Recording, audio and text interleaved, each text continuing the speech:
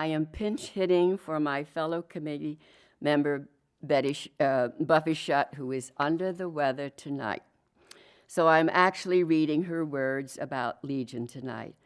Though I love Legion as much as she did, here's what Buffy wrote, quote, "Going to the movies takes us to places we could never imagine. Films take us out of ourselves to new worlds, both physical and emotional worlds, and then have this funny way of bringing us right back home, except slightly altered, slightly charged, and changed. Legion is such a movie. A Nicholl committee colleague said Legion was written with authority. All heads nodded in agreement, and it is the perfect word to describe this script, Legion. The novelist John Steinbeck said a story must have some points of contact with the reader to make him feel at home in it. Only then can he accept wonders. This is the amazing part of Legion. We are in a distant region of the Roman Empire in a Germany few of us could recognize, but yet we feel at home. We feel these are storytellers we can trust. We give ourselves over to the wonder.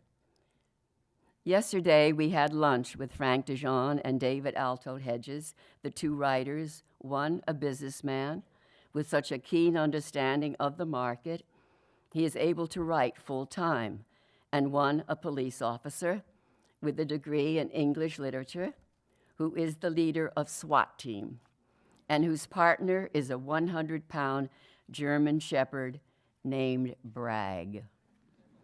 Both fathers of sons and good men wouldn't matter if they weren't. We were judging their writing, not their character, but they are good men. We could tell just from one lunch. They don't write in the same room together. They call sharing the manuscript between them, writing and revising, passing the ball. But I think passing the ball might also mean passing the flame of writing that can easily be extinguished if we aren't careful to understand what has been entrusted to us, to recognize, to acknowledge, and support new and great writers. Ladies and gentlemen, it is my pleasure to introduce Frank DeJohn and David Alton Hedges. You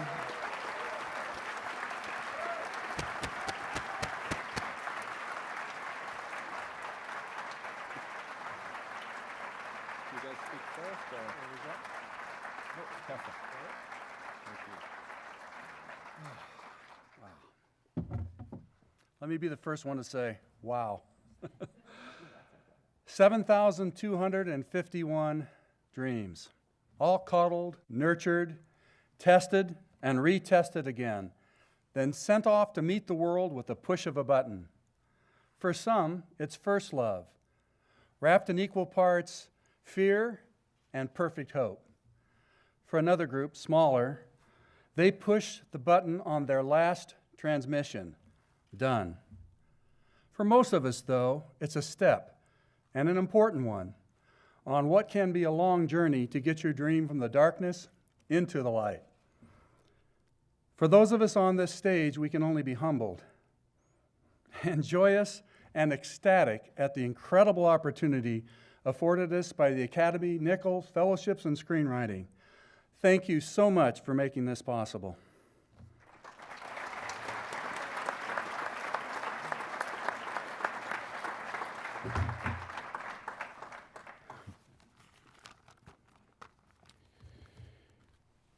We all experience quiet moments of introspection in which we re-examine what we're doing with our lives. My moments have been perhaps less quiet than most because they tended to occur when someone was shooting at me.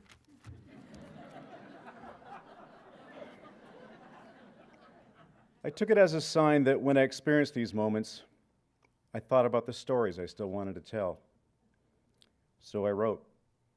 Somehow, miraculously, that has led me here to a room full of people who love stories. It is marvelous and is magical. Thank you to my parents, Jim and Gwen, for dragging me to Shakespeare plays when I was 10. Thank you, David Esselstrom, who saw something in me and would not let me waste it. Thank you to the members of the Santa Barbara Police Department SWAT team, who are either the best or the worst actors on the planet, but certainly the most supportive. I know you're here tonight. You never let me give up in the street, and you never let me give up on my writing. But my greatest debt of gratitude is owed to the Academy Nicholl Fellowship Committee, who, despite the intimidating title, are the warmest, most enthusiastic, most encouraging professionals I've ever met. You changed my life this week. 1,000 times, thank you.